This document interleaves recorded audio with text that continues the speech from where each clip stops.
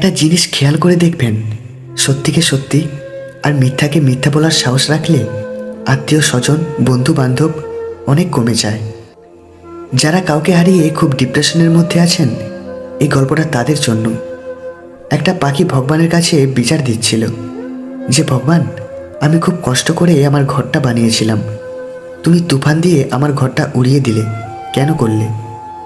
তখন ভগবান উত্তরে বলেছিলেন, তুমি তখন ঘুমোচ্ছিলে আর তোমার ঘরে একটা সাপ ঢুকছিল তোমাকে খাওয়ার জন্য, তাই আমি তুফান দিয়ে তোমার ঘরটা ভেঙে দিলাম, যার জন্য তুমি উড়ে যেতে পারছিলে।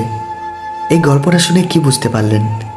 আমাদের জীবন থেকে কিছু মানুষকে কেড়ে নেয় এই জন্য যেন ভবিষ্যতে তারা আমাদের ধ্বংসের কারণ না হতে পারে। কেউ ঠকাবে, কেউ মন ভেঙে দেবে, কেউ ভালোবাসা বন্ধ করে দিবে। কিছুই মনের মতো হবে না, খুবই খারাপ লাগবে, পরিস্থিতি নিয়ন্ত্রণের বাইরে চলে যাবে, কান্না আসবে, তবুও ভেঙে পড়া চলবে না। তবুও মানুষকে বলতে হবে ভালো আছি, আসলেই ভালো থাকতে হয়।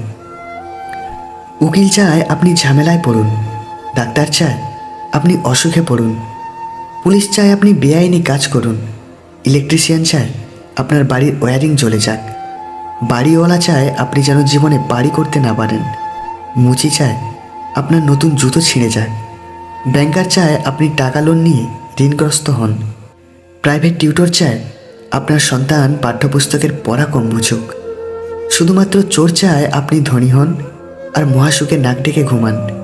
অতএব চোরই আপনার প্রকৃত বন্ধু।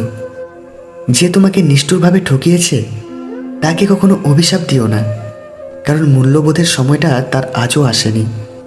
যেদিন সে বুঝতে পারবে তোমার গুরুত্ব, সেদিন থেকে সে একাকিত্বের আঙিনায় নিস্তব্ধতায় শেষ হয়ে যাবে। বৃষ্টি শুধু আকাশ থেকেই ঝরে না, প্রতি রাতে কারো না কারো চোখ থেকেও ঝরে।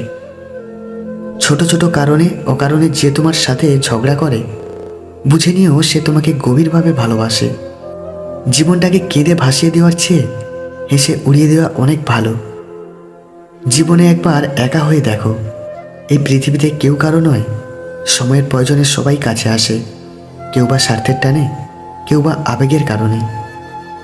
এই 3 ধরনের নারী নিজের স্বামী ছাড়াও অন্য পুরুষকে শরীর দেয়। নাম্বার 1, যেই নারীর অনেক ছেলে বন্ধু আছে।